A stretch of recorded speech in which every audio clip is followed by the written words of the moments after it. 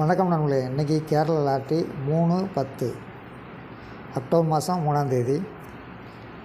இப்போது நம்ம இந்த ஸ்க்ரீன் எப்போயுமே ஒரு போர்டு டைரக்டு, ஒரு போர்டு ரிவர்ஸு அப்படி தான் கொடுப்பாங்க. நேற்று உங்கள் ஸ்க்ரீன் வரல, நமக்கு இன்றைக்கி தான் வந்திருக்குது. பெரும்பாலும் டி போர்டு டைரெக்டாக கொடுப்பாங்க, ஒரு போர்டு ரிவர்ஸ் கொடுப்பாங்க, இப்படி கொடுப்பாங்க.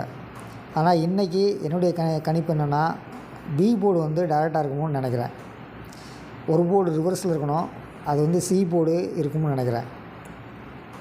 6-8 இந்த 6-8 தான் பிசிஏ வரும்னு நினைக்கிறேன். இதை வச்சு மற்ற கால்குலேஷன் எடுத்துக்கலாம்.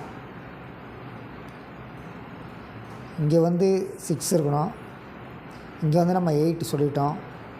அதே மாதிரி இந்த போர்டு, அந்த போர்டு டியும் ஏவும் வரணும். எப்படி வரும்? ஒன்று இந்த 2 கூட்டி இங்கே 9 வரலாம்.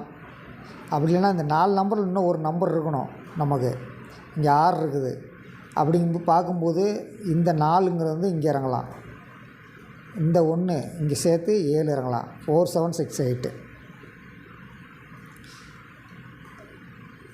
அதாவது இன்றைக்கி 3ஆம் தேதிக்கு 17 இருக்குது, 3 இருக்குது, 22 இருக்குது, 51 இருக்குது, 29 இருக்குது.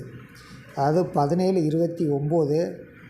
அதாவது 17ங்கிறது கேரளா தேதி, 29ங்கிறது இஸ்லாம் மந்த்து தேதி, 3ங்கிறது ஆங்கில தேதி. இங்கே 22ங்கிறது ஒன்று இருக்குது, 51ன்னு ஒன்று இருக்குது. ஒரு நாள் இந்த இடத்துல 47ங்கிறத அப்படியே வச்சாங்க, அதே மாதிரி 22 அப்படியே வைப்பாங்களா அப்படிங்கிறத யோசிக்கணும்.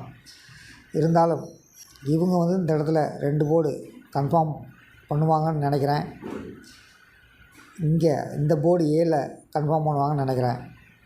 3 போர்டில் 7, 8 வச்சுருக்காங்க. அதனால் இந்த 8 டேரெக்டாகவும் இங்கே 7 இப்படி சைட்லேயும் இறங்கும் அப்படின்னு நினைக்கிறேன்.